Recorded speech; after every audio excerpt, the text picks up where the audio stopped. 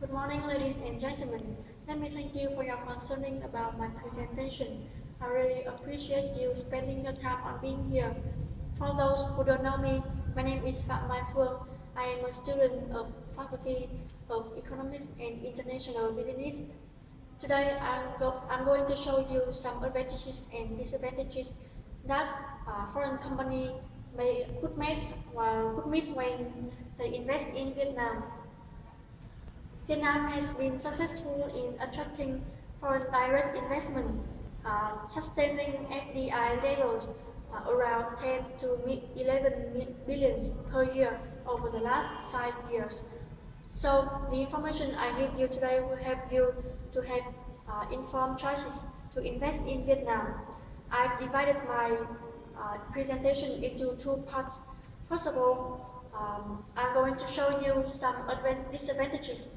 Then I turn to the second part and also the last part about the advantages.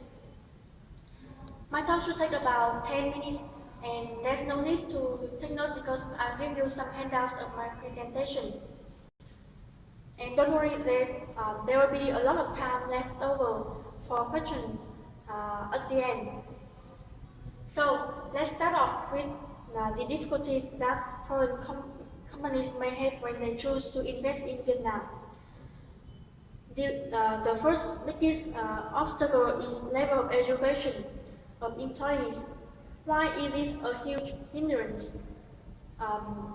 Foreign investors have to spend a large amount of money on training the local employees again, and because they cannot bring their employees from their own country along with them.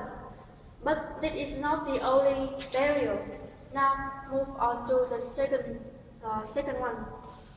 The ability of consuming is not as good as the investor expected. They have to put a question: will the good they produce be bought or? That makes the foreign investor hesitate to invest in Vietnam. Last but not least, bad infrastructure need improving. Anyone who chooses to invest in Vietnam or choose somewhere has the best infrastructure to save expense on building. So what's the solution? It's obvious: improving level of education, improving the ability of consuming, and improving the quality of infrastructure.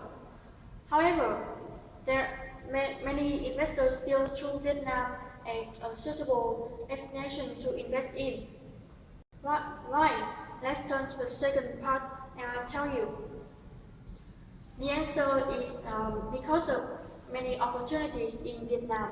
Vietnam is in the stage of growth population.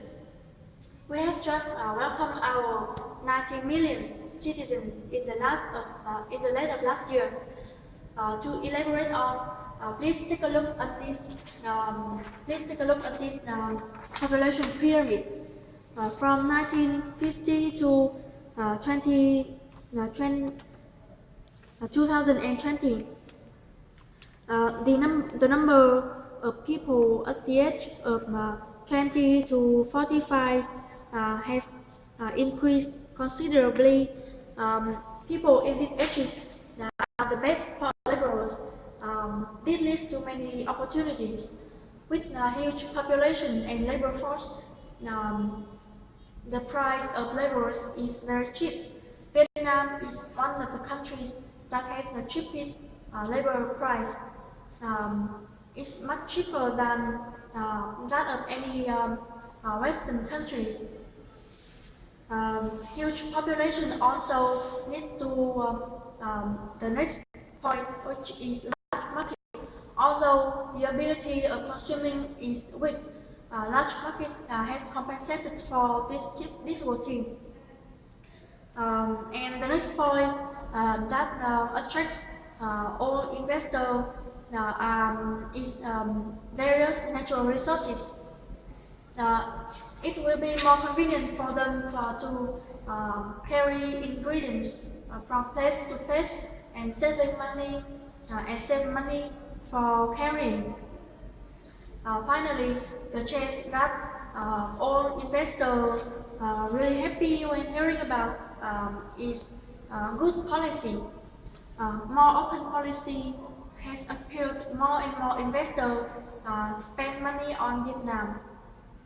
As you can see, there are a lot of opportunities to invest in Vietnam, uh, such as a huge population, rich labor force, cheap laborers, and large market, and also various natural resources. What more can I say? To sum up, I'd like to run through the main points. In the first part, we mentioned the disadvantages. They are level of education, ability of consuming, and quality of infrastructure. In the second part, we talk about advantages like huge population, big labor force, large market, and various natural resources. Now I'm very happy to answer any question you may have.